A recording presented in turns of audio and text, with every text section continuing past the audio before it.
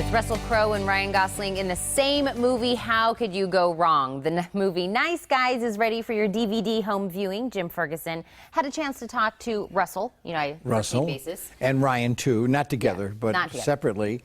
And yeah, it's set in the 1970s Los Angeles, and Tinseltown has lost its glitter.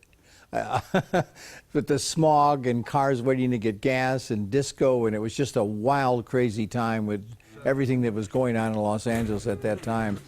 And of course, Russell plays a tough guy enforcer, and he teams up with Ryan Gosling, whose little daughter in the movie, Angeline Rice, steals the movie. She's terrific. Do you remember what you gave this movie when it first came out? Yeah, I think I gave it a B. A B? Okay. B, yeah. And they're getting ready to do another one. Another Nice Guys? Yeah, did we mention it's DVD, Blu-ray? I think Yes. we did, yeah. This week. This week, okay. But they'll do another Nice Guys. Oh. Well, what did Russell have to say when you talked to him about the movie? Well, Russell, I don't know if Alex cut this in, but at the very beginning he talked about how much he liked Arizona. Oh. But yeah, he talks about, he was just a really good, should we go to him? Yeah, let's see what he has to say. Please find her.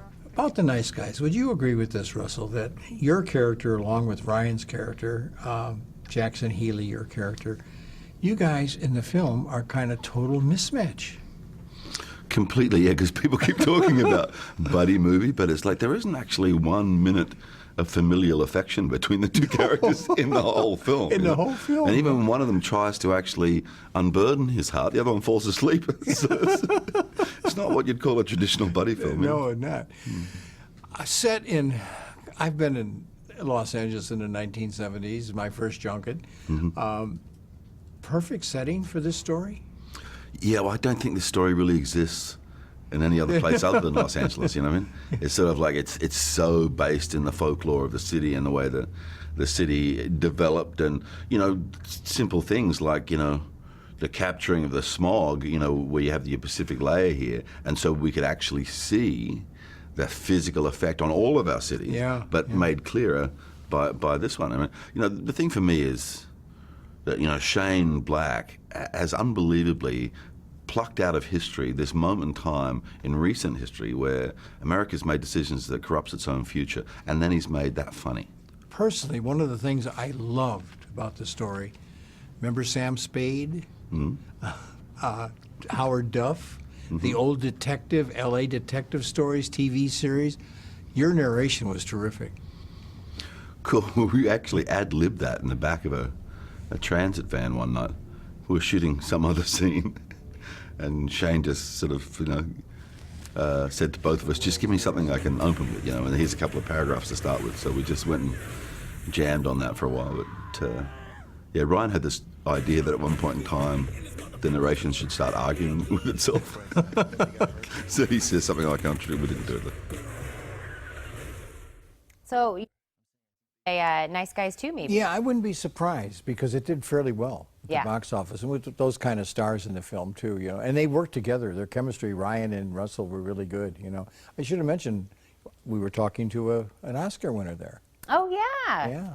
And he, of course, this movie's coming out on DVD this week, so you would suggest people get it. I recommend it. It's fun. It's fun. It's action-thrilled, and it's L.A. in the 70s. Yeah, it's worth the pickup. But Jim, we couldn't, of course, let you go today without acknowledging the fact that we just lost another great name in entertainment, Gene Wilder. I'm glad we're doing this because I've interviewed Gene several times. In fact, he came to KGUN back in the day. And my very first junket, and I mentioned that when I interviewed Russell in Los Angeles, was with Gene for the movie The World's Greatest Lover, along with his wife, Gilda Radner. That was my very first film junket. Very young then. Yeah. But I knew then he was just a super guy, and I did talk to him several times after that, and for several of his movies, Lady in Red and a few others.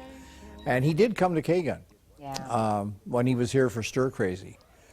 And he'll be missed, and we've missed him not working too for quite a while. Right. And I'll bring in, we'll do a rewind, and I'll bring in bites from some of my old interviews with Gene. We would appreciate that. We would really like that. I'm glad to be here, by the way. Yes, Jim, I know you were coming back from one of your other junkets in LA, and you were I was doing Snowden and When the Bow Breaks and Storks, and got stuck in that evacuation in LAX, and that was scary. Well, we were very happy that you're back, Jim.